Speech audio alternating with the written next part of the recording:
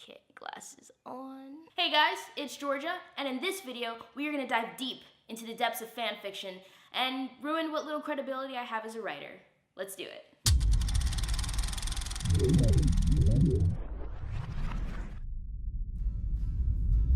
So I'm sure many of you already know what fanfiction is, but let's recap. Fanfiction is when someone takes either the story or characters, or both, of a certain piece of work, whether it be a novel, TV show, movie, etc., and create their own story based on it. I know a lot of writers disapprove, calling it stealing, uncreative, and just bad practice for aspiring writers, but I completely disagree. I love fanfiction. Reading it, writing it. My big dream is that I make a film and people write fanfictions about it. Like anything, there's good fanfiction and bad.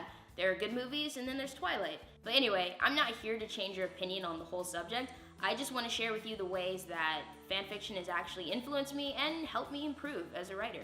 Number one, keep it in character. This is probably the most important rule. Now, most people tend to think that because you're writing about someone else's character, that your job suddenly got easier. Wrong. You're writing for an audience who's going into your story already with high expectations. If I'm gonna read a story about Hermione Granger, I expect to see a bossy know-it-all who's obsessed with books. To make her an avid Quidditch fan would be out of character. To make Harry excited about going back to the Dursleys, that would be out of character. And you? I'll be in my bedroom, making no noise and pretending that I don't exist. Too right you will. If you made Professor Snape award points to Gryffindor just once, that would be out of character. So how did this help me? Well, it taught me consistency. Let's take Rowan, for example. Early in the film, we have this part. Do you ever wish you were psychic? No way. I didn't mean it like that. No, it's okay. It's just, I think you're the first person I've ever met who doesn't think being psychic is the coolest thing ever. Rowan has no interest or desire in being psychic. She hasn't had good experiences from having a sister who is, so why would she want that for herself? So when all that goes out the window and she finds out that she is psychic, how is she supposed to react? Is it option A? It's not unusual to be loved. Or is it option B? But I'm not psychic.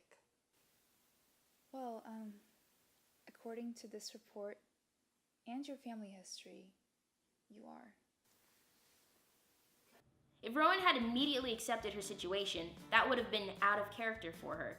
Not only that, I would have missed out on an opportunity for some character development. Number two, believability, also known as avoiding plot holes. Let's say you want to do a crossover fic, like Buffy meets Firefly. Well, how does that happen? Buffy takes place around the early 2000s, while Firefly is in the distant future. So how do these two worlds collide? Maybe Malcolm and the gang meet a patient like River who can bend reality. Maybe Buffy fights a demon who has ability to transport themselves all over the Whedonverse. The second most important thing to remember in your fanfiction are your hows and whys. Now ironically, you can actually use this to flip around number one.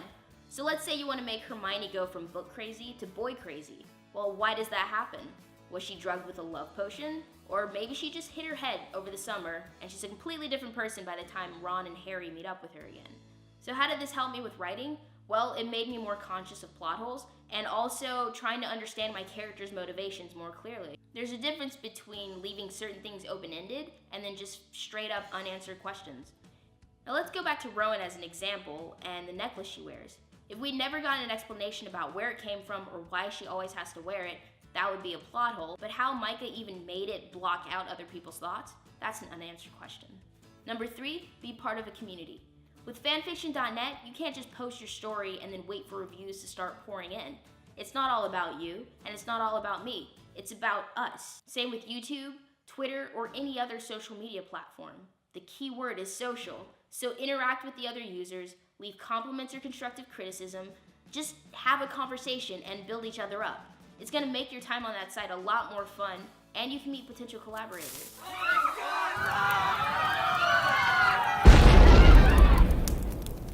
Number four, be consistent. Now, this was something I was always really bad at when writing fan fiction, going weeks and months in between updates, and even I hated it when I found a really good story, only to see that it hadn't been updated in 2 years. Unacceptable! So, consistency. Make writing a habit, whether it's every day, every week, whatever, just keep doing it. And actually, I feel like this has helped me with YouTube as of lately. but it can be applied to anything. It's one of the main things you want to do if you want to build up your skill and your audience. Number 5 is the most important lesson I learned, which is to love writing. Love the process, whatever you want to call it. You're not going to make any money off your fan fiction, and you shouldn't try to, but that's the beauty of it. You're writing not to get popular or for other people's approval, but because you love telling stories. And that's just the best place to start, whether you're an aspiring writer or a professional. And you're going to keep practicing, you're going to obsess over writing, you're going to read books, you're going to read scripts, but you're just going to keep working at it and you're going to improve over time. So those are the ways fan fiction has helped me improve as a writer.